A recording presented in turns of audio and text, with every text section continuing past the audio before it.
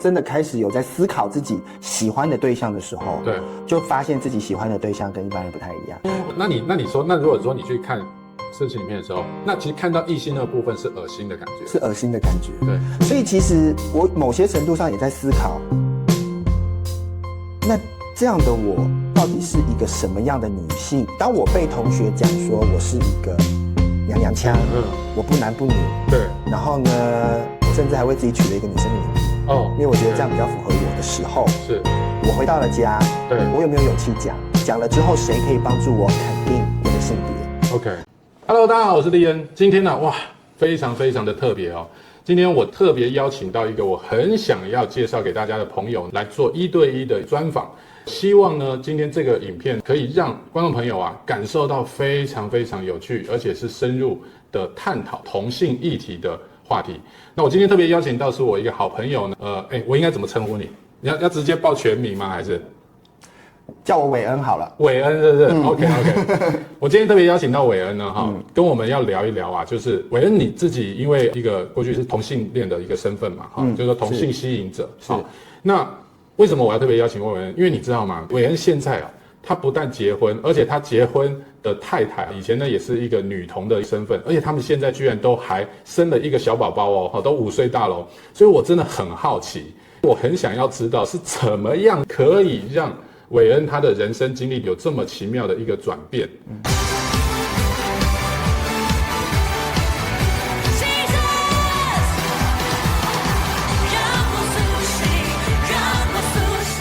那韦恩，我刚刚这样讲的资讯应该都正确吧？对，没错，没有造假，没有造假，没有造假。所以同性这个部分你自己是很清楚，你过去确实也是一个同性恋的，就是身份。是。OK，我蛮长的一段时间，其实从真的开始有在思考自己喜欢的对象的时候，对，就发现自己喜欢的对象跟一般人不太一样，对，跟一般的男生不太一样。对，都比较多的都是会受同性的吸引。所以你会很早就感觉到说你对异性是没有兴趣的。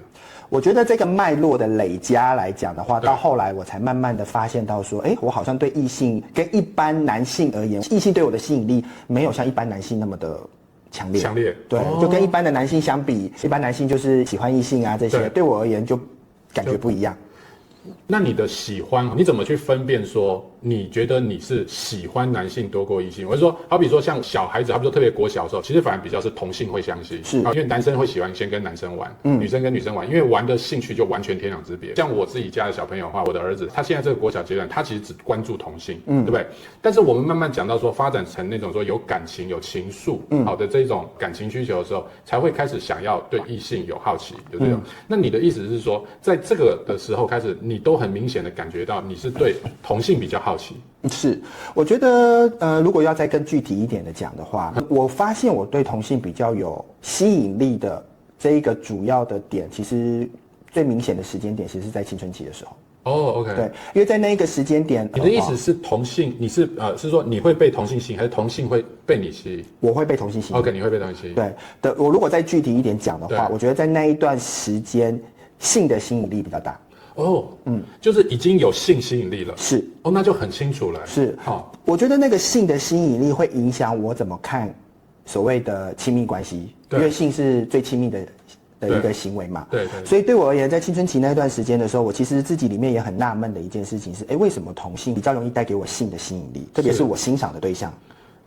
对，那再往前的话，现在的我不太会再去往前去定调说我那一段时间到底是不是同性恋。我懂你，因为就像刚刚立恩所提的，我觉得在小的时候很难界定，很难界定，而且那一段时间的确我也比较喜欢我自己里面的确也觉得跟同性有点距离。OK。对，但是我并不会这么的，好像就绝对的说那个时候我就是或不是。对，因为那个时候我也没有特别欣赏的同性。OK。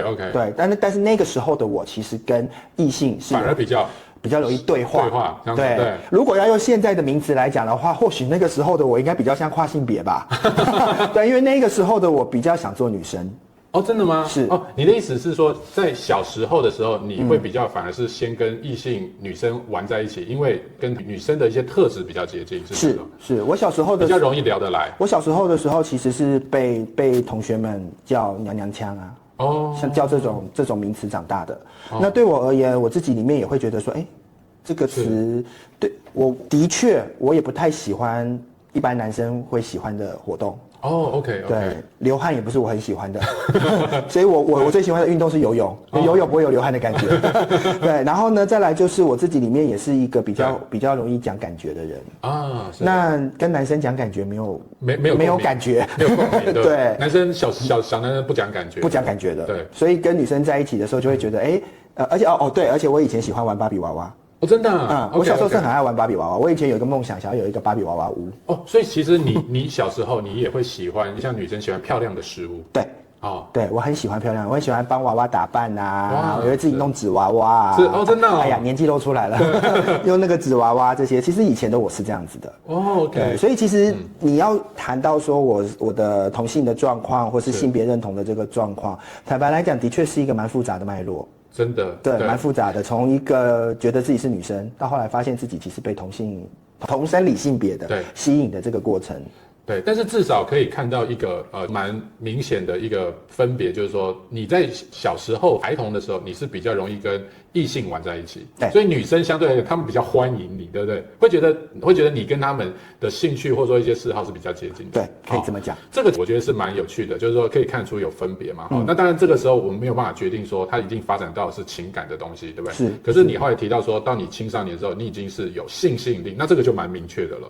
是因为像我在青少年的时候，我也有开始出现到性吸引力的性需求，但是那我就是对异性嘛，就会对异性有幻想。坦白说，那个时候高中的时候也会因为跟同才啊，我就看一些小黄书嘛，哇，那个幻想就会更大，然后就会真的有所谓性的渴望，那我比较好奇是说，你会也有这样的性幻想，对同性会有 ，OK， 会，那也会去想象。我觉得这个历程，我现在回过头去想对，也不是没有脉络的这也不是没有脉络的，因为早期我其实蛮早就有机会，在还没有青春期之前，对，其实我就有在这个所谓的性器官的抚摸上面，其实是有被触动的，就自慰的时候，那时候要算自慰，称得上是自己吗？不是，是被同性。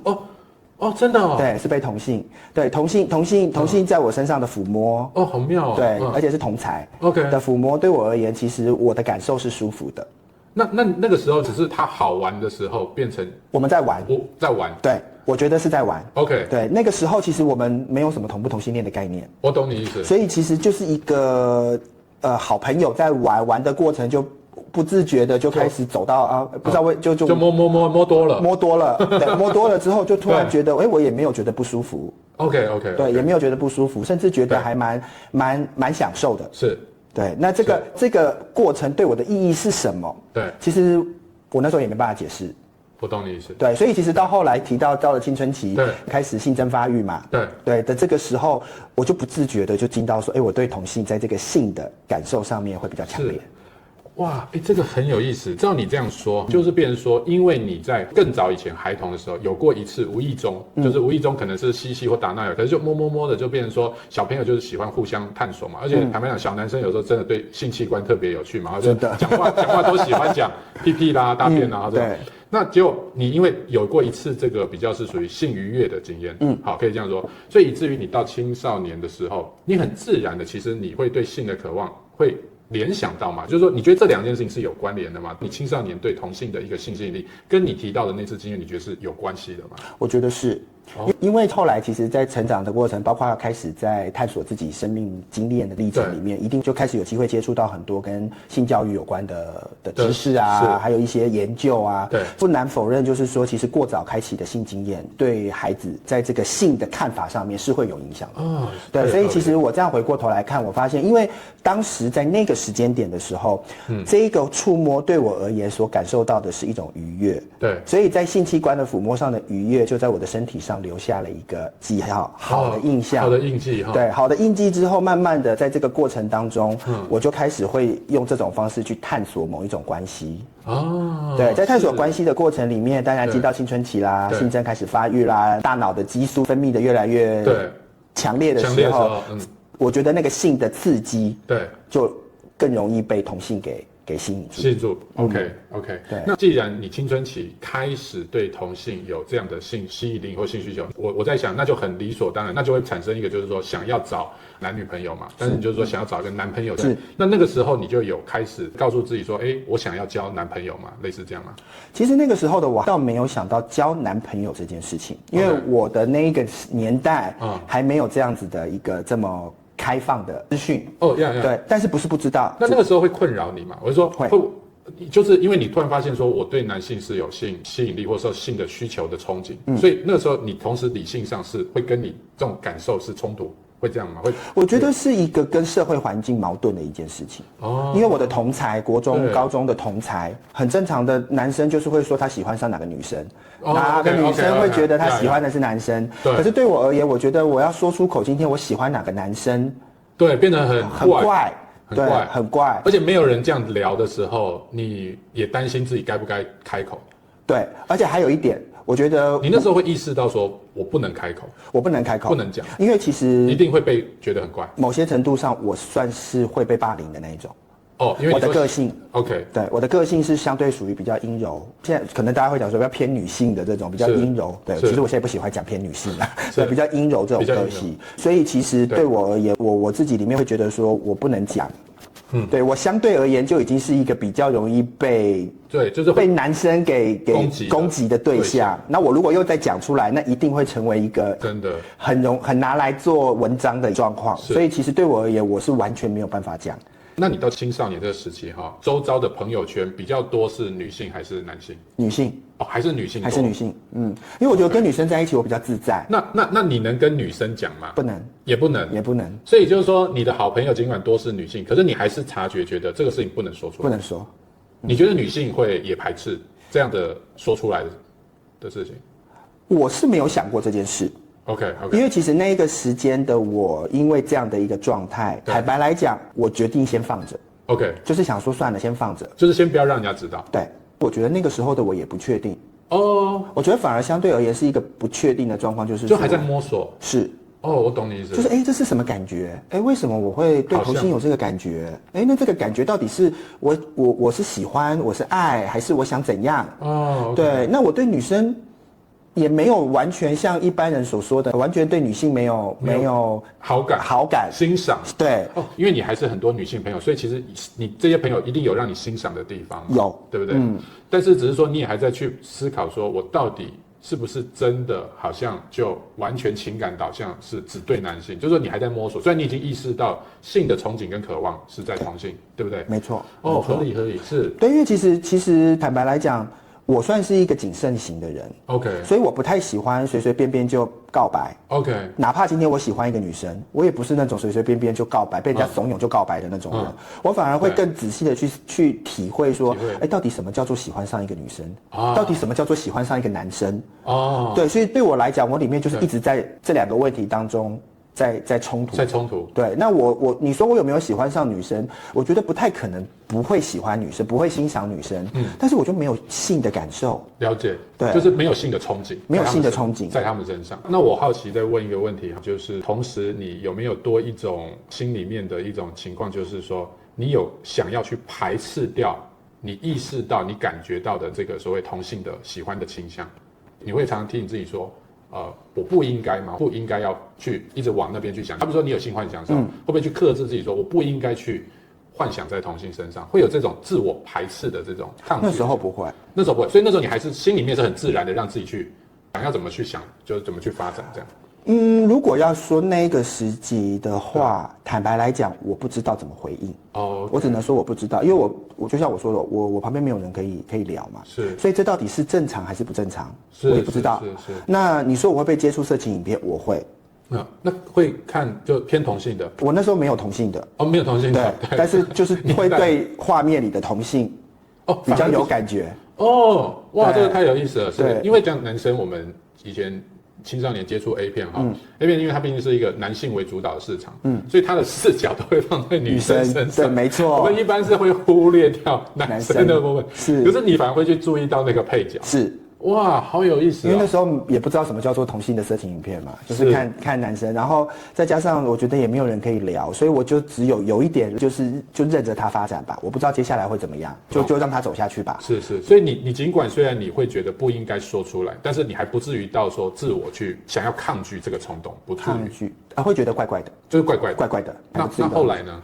后来其实还有一个点啦，我自己也觉得蛮有趣的是，后来跟异性之间在所谓的性的这一个感受方面，其实我也不会想要跟异性发生关系，我反而会觉得跟异性发生关系很恶心。哦，那你说，那如果说你去看色情影片的时候，那其实看到异性那个部分是恶心的感觉，是恶心的感觉。所以你会把专注力就赶快放在是男生的。对，对，OK，因为可能因为我认为自己是个女生。所以我会觉得跟女生发生关系是一件不可思议的事情。是，对，所以在某些程度上，这个部分也发展出一个，就是可能慢慢的叠加起来之后的感受里面，就会觉得，我跟女生发生关系，好恶心哦。反而有一种像我们异性恋来讲，就是跟同性发生的那种恶心感，应该是类似的感觉，可能有这样子。对 ，OK， 那既然你都已经包含说，因为已经接触到，好比说像色情影片的话，就其实某种程度上更加确定了你的这个所谓的性倾向了嘛，那这样子的话，就有坚定的找所谓同性的交往对象吗？会有这样子的憧憬吗？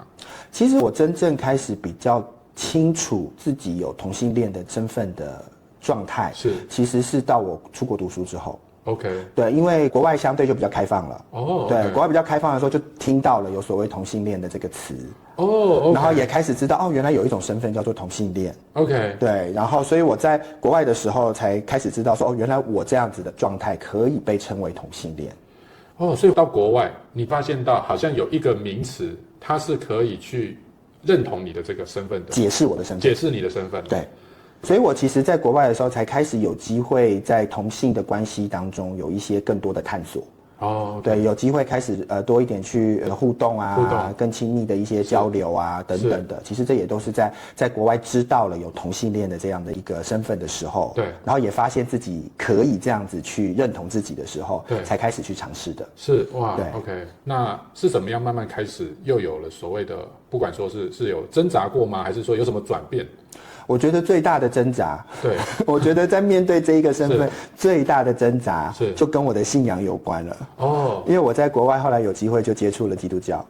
你是同时在出国留学接触基督教，然后那时候就认识了基督教的信仰。是，然后呢，同性恋这个词呢，我也是在教会听到的。怎么那么有趣？对。所以你去国外念书，其实你是等于说先踏入教会了，可以这样讲。你是在教会里，你才在，比如说你在教会之后，有在聊，有这个叫做同性恋 ，homosexual， 是 ，OK， 是。所以接触了之后呢，知道了有这个词，但是教会里面也都会讲嘛，因为我去的教会相对还算是保守的教会，所以对于同性恋这件事情呢，教会是不能接受的。OK， 所以我里面就出现了一个非常矛盾的挣扎，就是我是个同性恋，但我又是个基督徒，对，哇。怎么办？对，所以我觉得我的挣扎是从这个时候开始的。我在这个身份的挣扎上面，是因为这样子才开始有的。是，而且这个很特别，你变成是你同时出现了2种的身份认同，你是首次的知道说有同性恋这个词，所以你突然理解说，好，为什么我是这样子的情感，对不对？那你多了一层，好像被了解的认同，但是同时你又变成了一个基督徒，对，所以你又有了一个信仰的认同，是因为你觉得我是一个基督徒，我是应该要做合乎圣经里的，对不对？对。但这2个的认同，它会是有一些冲突的，是对。所以这个时候你就是同时多了2个认同，一边是很美好，然后一边是很符合你解释你的过去，对，同时存在，对。哇，那怎么办呢？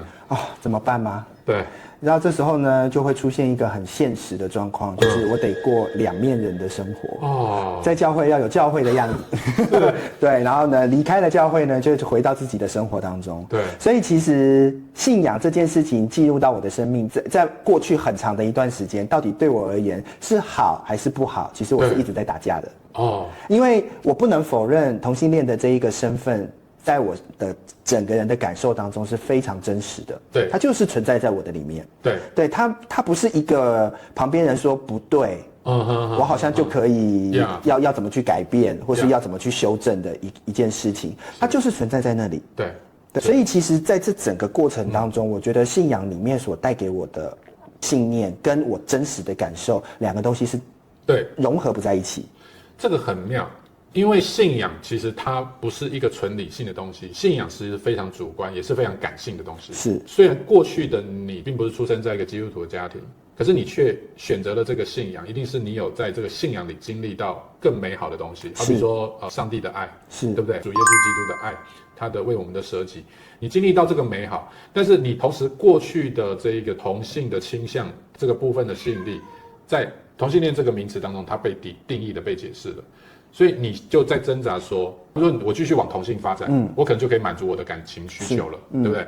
那可是如果这样的话，又好像跟信仰抵触。可是信仰的美好，上帝的爱也在那边，所以真的很难呢。还有就是说，你刚刚提到一个点，毕竟信仰是后来的，它不解释你的过去，所以你也一度会去思考说，会不会这个信仰让我不快乐？是这样吗？是，就是说我若要是我有一天我就干脆就好了，我就放弃，我不要信这个基督教，搞不好就快乐了。我常常都这么想，我常常都这么认为，就干脆就好好的专心的无旁骛的往同性的感情去寻找。是，那可你也没有放弃信仰。为什么？我觉得其实我在信仰里面，当然上帝的爱是很抽象的啦，对，但是信仰真正吸引我的一个很大的关键，其实是我在信仰里面找到很多我里面期待的那种关系，那种亲密的，但是又不带着条件的那种，很像家人的那种关系。你说的这种关系是你对这个上帝，还是说对教会的这个教会这个群体？哦 ，OK， 对教会这个群体所带出来的弟兄姐妹这种彼此支持。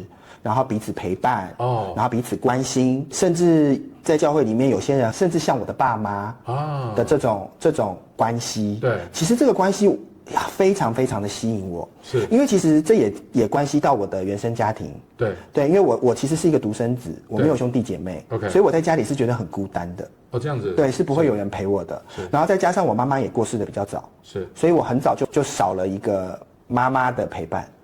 所以那时候到了国外，有机会走进教会的时候，我突然觉得哇，教会好像符合了我对一个家庭的对一个家又有兄弟姐妹，又有爸爸妈妈，然后可以一起出去玩，然后呢，我有需要的时候又会有人照顾我，是又会一起做东西吃，对，其实这个是让我在教会关系里面非常享受，也非常喜欢的。一个地方是对，所以其实我觉得在教会里面有这样的关系，对，再加上当然又从信仰里面有更多的学习，从圣经的学习当中更多的知道为什么这个关系会在教会里面可以找得到。OK， 也就是说你很清楚这个关系它不是单纯只是刚好碰到了一群好人，而是说这些人他是因为他们有这个信仰，对，而这个信仰里面也因着他们对于上帝的一个深刻的认识以及包含感受到上帝的爱，所以才能够活出来，对，一直这样，对，所以你也清楚这个东西跟信仰是密不可分的，它就是一个因为有共同的信念，对，所以我可以这样子去生活，去给予别人，对，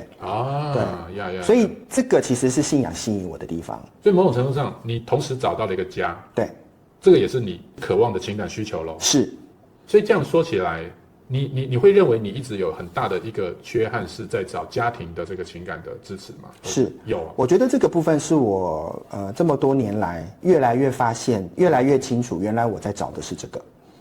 对，因为其实在整个情感依附的关系上面，坦白来讲，我是很薄弱的。是对，因为没有人可以让我依附，对，家里没有人可以让我依附，对。那就像我刚刚也提到了，我的个性比较像女生，对，那或者应该讲我的情感比较丰富，对，我的感受比较多。那这个跟我爸爸讲是没有办法解决的，爸爸可能只会听，听了他也不会回应，对。那我妈妈又过世了，对，可以听懂我的人又不在了。所以我整个人的情感状况其实是一直处在一种很失落，然后很不知道我要怎么去依附，是在什么样的人身上的一个状况，是对。所以其实后来在教会知道了自己有同性恋这个身份的时候，对我而言辛苦的点是我要怎么样去更符合教会这个家所期待的我。OK， 那这个教会的家所期待的我，照很多人所能理解的，那就是在保守里面，你要能够跟异性有关系嘛，你不能跟同性有什么太亲密或是这样。所以我觉得那个辛苦的点就会变成是，那我要怎么样脱离同性的吸引，是转移到异性的吸引上。OK， 好。所以你其实发现到你在找家庭的关系是你一个很大的需求，这个有影响到你对同性吸引力的这件事情吗？我就说，如果很复杂的去思考，好比说你其实是有爸爸，但是没有妈妈，对不对？我只是好奇，就是说会不会你也变得相对在童年很早的时候是缺乏的跟最亲密，因为我最亲密的第一异性是母亲嘛，会不会跟这个有一些关系？缺少了一个母亲的爱，或者说母亲给予的感情，以至于跟异性的感情，因为没有童年，没有这样的类似的经验，也会有影响。你觉得这有吗？我觉得不单单只是跟母亲，我觉得跟父亲也有很直接的关系。因为父亲没有回应。对。我觉得其实也是后来在整个成长过程当中，对，经历了一些学习跟理解之后，才发现我真的必须要说，父母亲对一个孩子身份认同的影响力是绝对的，不是只有单一性别。你所谓的身份认同，就是包含情感也好，或性别的认同也好，性别认同是绝对的，是绝对的，因为。说真的，就像立安你刚刚所提的，我觉得孩子第一个社会化的过程是从家庭，对，父母亲怎么样子去呈现家的感受，孩子很直接可以感受得到。合理。父母相不相爱，父母之间的爱情的模式是什么，孩子很直接的可以体会得到，而且孩子是信任的，因为在他的世界里面，在那个时候就是只有父母亲，对，所以其实对我而言，我觉得我从小碰到的一个比较实际的问题点就是。当我被同学讲说我是一个娘娘腔，我不男不女，对，然后呢，我甚至还为自己取了一个女生的名字，因为我觉得这样比较符合我的时候，我回到了家，对，我有没有勇气讲了之后，谁可以帮助我肯定我的性别 ？OK， 肯定的性别是指肯定你的生理性别，肯定你还是男生的这个部分，对。对，因为其实我回到了家，我跟我妈妈讲这些的时候，我妈妈当然就比较直接就讲说，就不要理他们，就不要听。然后呢，我跟我爸爸讲，爸爸没有反应。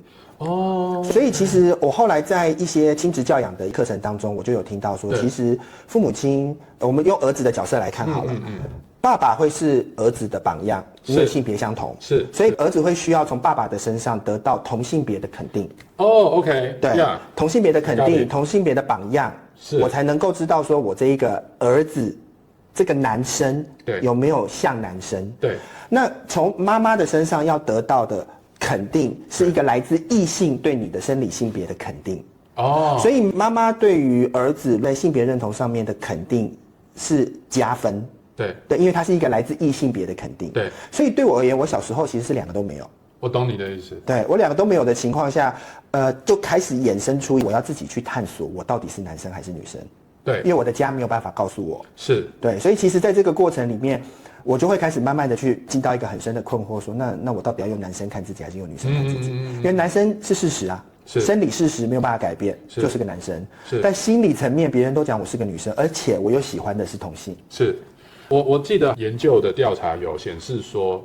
像男童这个部分上的话，很大的一部分是取决于他家庭当中父亲的这个角色，就是说父亲这个角色的功能他有没有发挥出来。我如果从一个父亲的身上的肯定，可以更让儿子去肯定他自己作为男生的这样的一个角色，在生理上面的认同。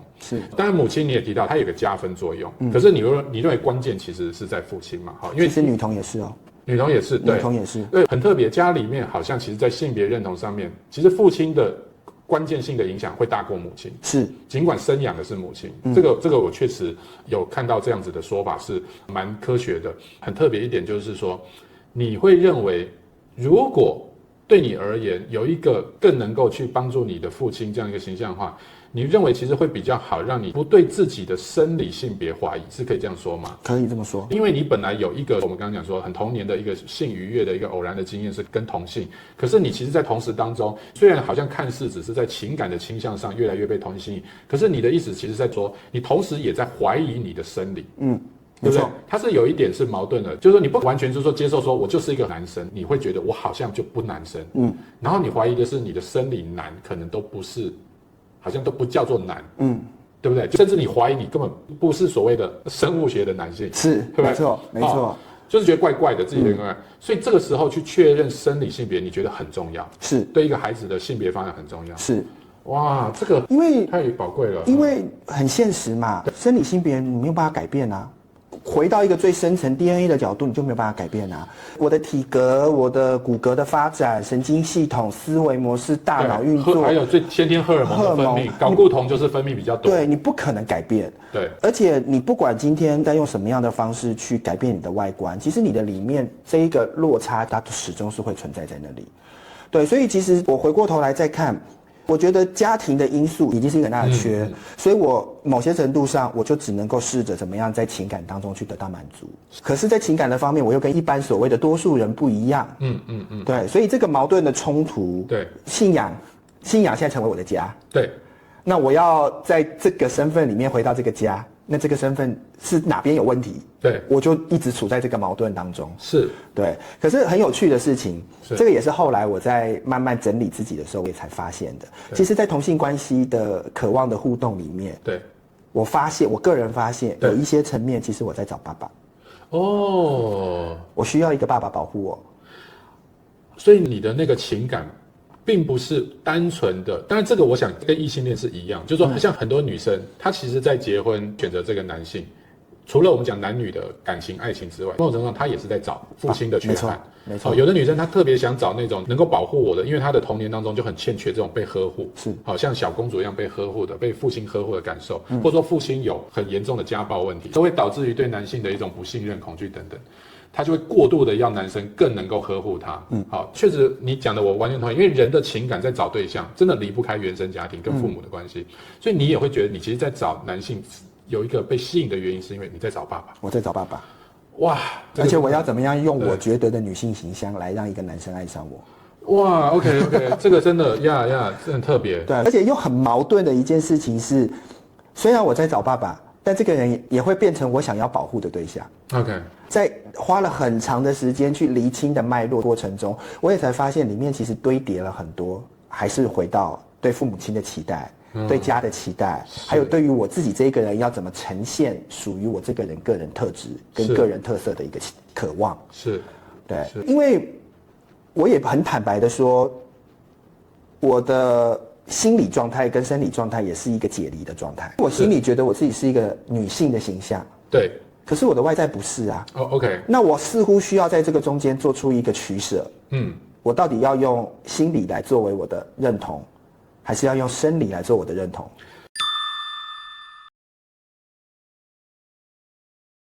当然，这个其实就直接可以讨论到一个点，就是说你会不会有所谓想要动手术跨性别的这个念头过？因为你刚刚讲，你的心理感觉你是女生，你在找一个男生，但是你明明生理上是男性的时候，你觉得这对你会是一个问题？是，因为有一些同性恋者，他的心理跟他的生理好像他不见得一定会觉得是一个问题。打个比方就是说，可能我的生理是男生，但是我对同性有吸引，可是我可能是想要做所谓的那个 T，就是我本来就是想要找像女生的男生，他比较能接受。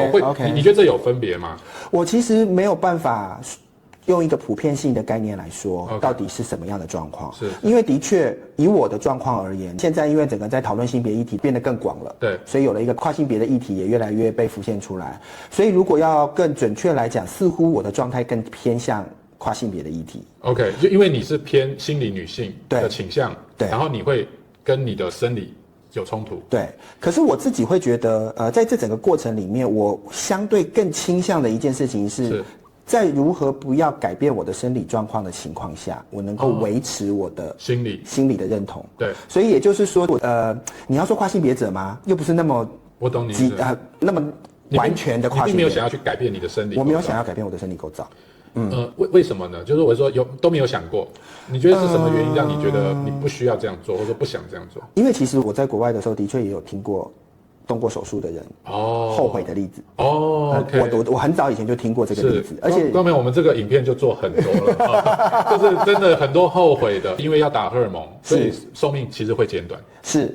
而且对我而言，就像我一开始有提到的，我其实是一个很谨慎的人，所以我会觉得有人这么不舒服，对，有人会经历这么不舒服的过程，而且还要动手术，我自己会害怕。是对，这倒不是旁边人鼓不鼓励的问题，而是我自己会觉得我真的动了，那有人后悔嘞。对，那我如果后悔了怎么办？所以我自己就会相对而言，我就会倾向说，我就不要做任何的改变。但是如果这样的话，就变你还是要找平衡。我必须要找平衡。那我这样子还能被称为一个女生吗？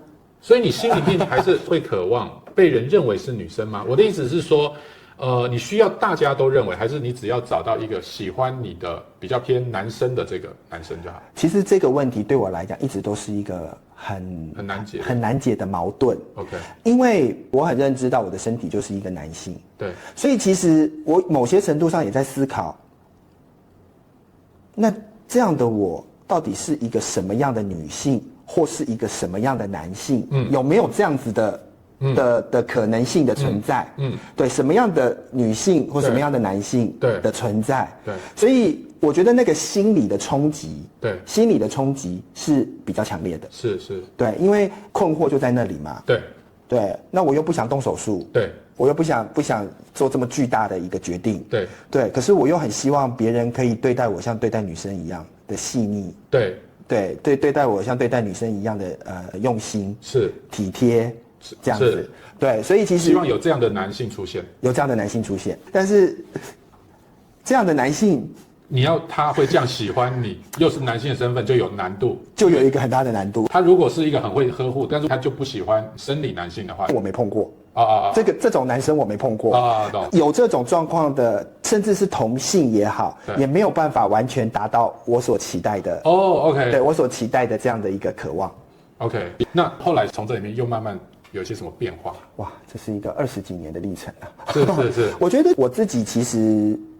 因为谨慎的个性，所以我也不容许自己随便进到任何的感情。所以坦白来讲，后来几乎大概也有应该10几年的时间，我其实对于进入感情我是相对保守的。到后期开始有尝试，从我认知自己是个同性恋者，在国外的时候，那我可以冒昧问一下，就在国外的时候有交往过对象吗？我会用情感依赖情感依赖，对，因为我们没有所谓说开什么交不交往，但是你也知道对方这个男生是喜欢你的，可以这样感觉就是 OK， 有一种互相情感依赖，有点暧昧的都对 OK， 有这样的一个关系。然后到国外，后来是毕业回台湾，然后回台湾之后，你是说其实因为你也很谨慎，再加上我相信可能很大一个部分是因为你有信仰了，对，所以就变成让你不轻易的，好像太冒险的去往那方面跨出去，所以就10几年可以说比较就是说单身的一个状况嘛。对，好，对，那这10几年你是可不可以简单讲一下，这10几年你大概要怎么去过？你怎么过你这样的一个？我觉得最辛苦就是说，我觉得在教会里面，我希望说自己能够有机会成为一个改变的人，这样子我才能够跟异性有办法产生连结。这里就很特别，你的意思说，反而你在教会里头，它转移了你的就是说立志的一个目标，不是说想要找到一个同性的对象或伴侣，你反而是想要去尝试看能不能改变。对。我很好奇，我在思考是什么会让你这样选择？当然，你刚刚提到一个很重要，说你觉得你在教会已经找到家的部分。是，我想问一下，你觉得在教会里头，它有很真的让你觉得填补了童年的这些在找爸爸这些缺憾，已经填补上了吗？一部分呢？一部分。那为什么你还会想要到说，我看能不能改变看看？这点很关键。因为我觉得。我的里面的确对于有一段专属于自己的亲密关系，这件事情的渴望是一直都有的。对，一直都有。那为什么就不是说我就是去找一个同性，然后可以建立这样的亲密关系？你反而是开始起心动念，就是说为什么你会想要是改变？我觉得其实有一个点，就是说，对我而言，如果这个亲密关系被建立起来的话，对，当然内心里面还是会有一个渴望，就是要有一个有下一代。而我希望的这个下一代是属于我们2个一起的。就是不是领养的，不是领养的，对。然后呢，也不是缺了其中一个的。好妙哦 ，OK。对，这是我里面对下一代的渴望。对，所以我会做出一个我没有想要一直往圈子靠的原因，是因为在那里我很清楚知道那里就不可能实现这个愿望。对，这个愿望再怎么样都做不到。所以你是喜欢孩子的人？我其实算是喜欢孩子的人。你在教会有做的是跟孩子比较相关的？我有蛮长一段时间在教会是做青少年辅导。真的？对。然后，而且我自己因为也有这个生命过去的历程，童年的这一个历程，我自己也会希望说孩子能够被好好的对待，被好好对待，对，被正确的、合适的对待。我可以冒昧问一下，就是你们教会是怎么，就说牧者那么大的信任，敢放手让你做青少年辅导？我说牧者知道你的这个同性的倾向，是我做了青少年辅导之后，他们才知道的。因为我后来有换过教会 ，OK， 我有换过教会，所以期间不知道，所以你在教会不会特别去说嘛？就一开始的时候，一开始不知道怎么说啊。对，是都不知道怎么讲。但是你喜欢孩子，你喜欢青少年，我喜欢青少年。OK，然后你做了青少年，所以你对于想要有自己的下一代，是有这个渴望。有 ，OK， 合理，因为人本来就会。不会只有情感的满足的渴望，还会有下一代的，这些都会有。是，所以对你而言，是不是这个因素的比例也算你觉得很重吗？算很重 ，OK， 算很重。而且我自己也会希望的就是这个关系里面相对可以单纯。OK， 对，单纯。其实我对情感，就像我一直有提到的，我对亲密关系其实是很没有安全感的。OK， 对，所以不管在圈内或者是在一般的关系里面，其实我里面是很容易有顾虑跟担心的。是，所以那后来你既然想要改变自己，你说其中一个原因是因为你想要自己的下一代，那可是这就也很难啊。那可是你在情感上，你就明明对异性没有这样的性的一个幻想或者说吸引力的话，那你要怎么样去尝试？你有做什么样的方式去改变吗？其实我一直以来选择的就是只能把情感的部分压抑。对，就选择就放着吧，顺其自然啦。对，有就有，没有就算了。那可不可以这样说？假设我们撇除掉性的需求的满足不看的话，你会觉得在情感上的需求，你并不觉得一定异性就不能够达到，可以这样说吗？也就是说，虽然你喜欢的是男生，但是如果情感的满足上，好比说聊得来啦，然后彼此是一个很好的友谊啦，感觉到被这个人照顾或扶持，你不排除掉有可能也可能在异性身上咯。不然你怎么会想要说等待自然的发生，对不对？对，所以你那时候是想要给自己一个机会去等这个异性出现，或者应该是这样子讲，我会觉得我想要先把这些东西放下来。OK， 到底同性恋怎么改，或异性恋对不对？我都只想放下来。这样放下来，我只想要回归，我怎么样可以先稳住我自己，让我自己的状态不会一直被同性恋一直在思考这个问题。对，一直被这两个东西在那边拉扯来拉扯去。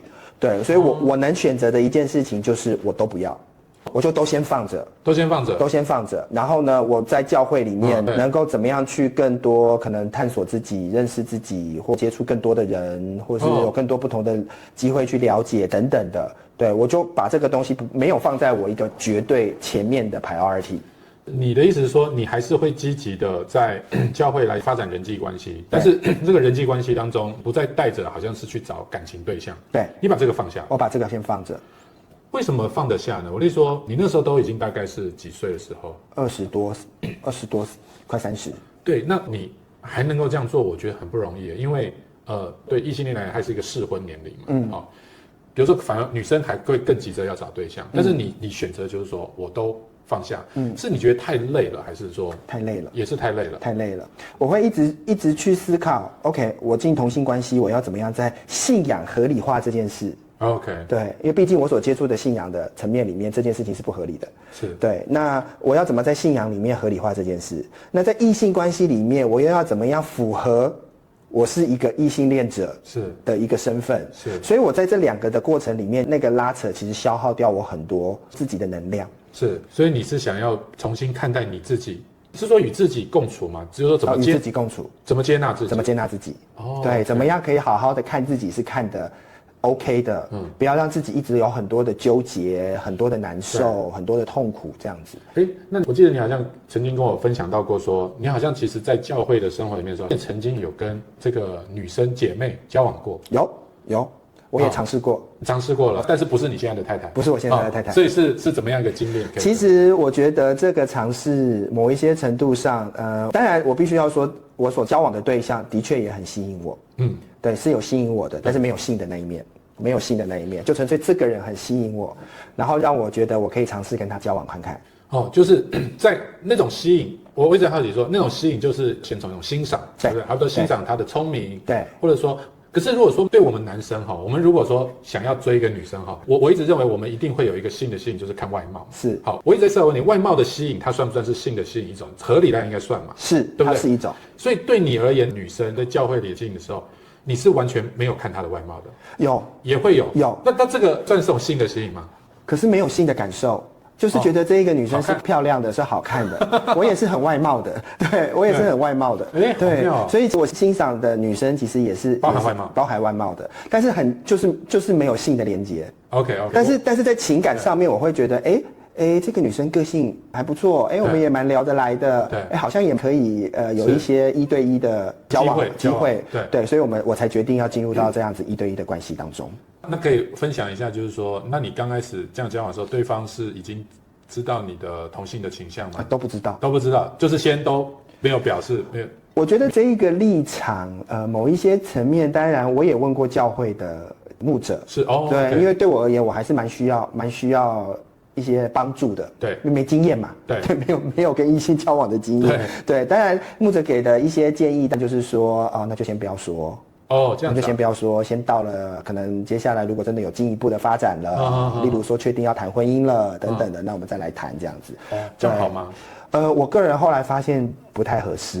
这样子会不好？会不合适？我觉得对我而言，这个不合适的点是，我会觉得在那个过程里面有一些东西不是那么真实。对，我没有办法那么你没有办法真实做自己。对，我没有办法那么真实做自己。对，有一些东西我可能还是得要很刻意的去回避，就是不想让对方发现。对，好比说讲话啦，一些态度啦，对，就要刻意装 man 一点，是这样吗？之类的之类的。对，所以其实在跟我太太结婚前尝试的这几段关系，其实后来都是分手嘛。其实分手的过程也让我很痛苦啦。对，那个痛苦的点就是更强化了我。对啊，你看你就是一个不会改变的男同性恋者。哇，真的这个我没有想过所以你尝试，但是分手会让你有一种自我暗示，觉得我可能就真的没办法。对，真的没办法改变，我就真的没办法改变。对。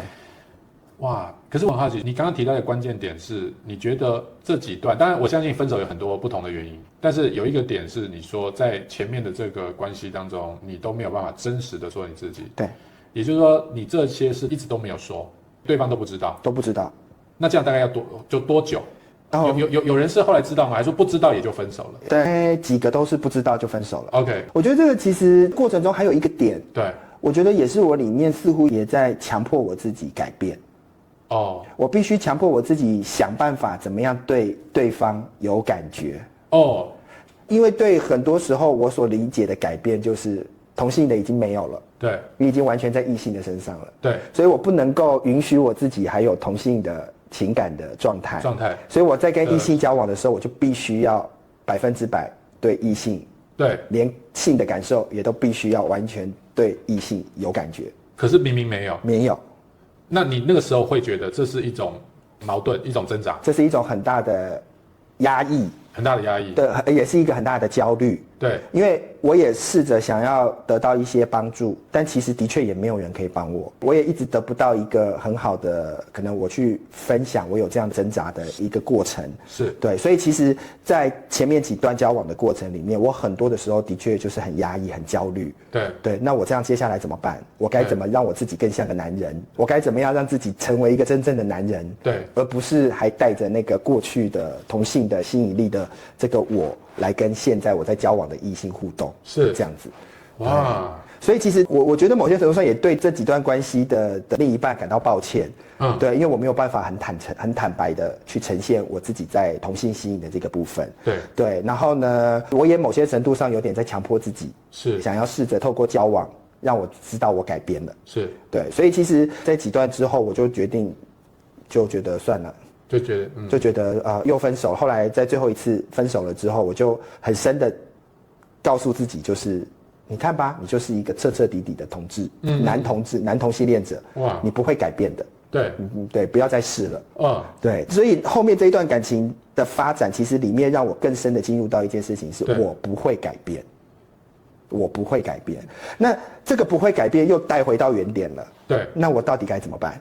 是对我到底要不要再尝试？对，还是我回圈子内？到重点了这样。对，来到一个段落就休息一下了。休息一下之后呢，突然之间，他就开口了。哇，他开口了。他说了什么？他问说：“韦恩，你觉得我们有没有交往的可能？”真的哦，天哪！Yes, we know the cornerstone is Christ alone.